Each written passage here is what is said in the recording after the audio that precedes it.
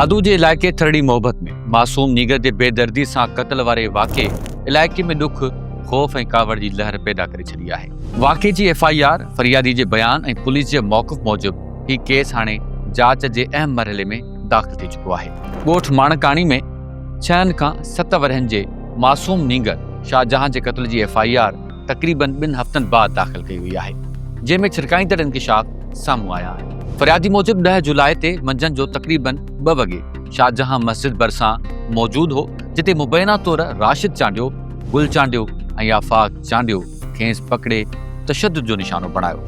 फरियादी इल्ज़ाम हयो आहे त जवाबदारनि पथरनि जा वार करे नीगर खे क़त्ल कयो आहे। फरियादी जो चवणु आहे त वाक़े दौरान जवाबदारनि हथियार ॾेखारे ख़ैन ख़ामोश रहण जूं धमकियूं ॾिनियूं, जंहिं सबबु हू फौरी तौर कंहिंखे इतला न ॾेई सघिया। संदन दावा आहे त बाद में जवाबदारनि लाश खे बोरीअ में विझी गंदे पाणीअ वारी खॾ में उछलाए छॾियो, जितां पोइ लाश कढियो वियो।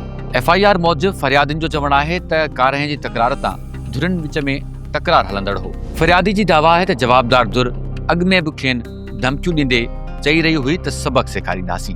पुलिस मूजिब वाक़े में नामज़द 3 जवाबदार गिरफ़्तार कया विया आहिनि। पुलिस जो चवणु आहे त जांच दौरान जवाबदारनि खां पुछा ॻाछा कई पई वञे, जॾहिं त केस जा मुख़्तलिफ़ रुख़ पिणु जांच हेठि आहिनि। सोशल मीडिया ते गिरफ़्तार कयल 3 जवाबदारनि जो हिकु वीडियो बयान पिणु वायरल आहे, जंहिंमें हू नीगर खे क़त्ल करण बाद लाश बोरीअ में विझी उछलाइण जो एतिराफ़ करे रहिया आहिनि, पर इन हवाले सां हतमी फ़ैसिलो अदालत ई करे सघे थी।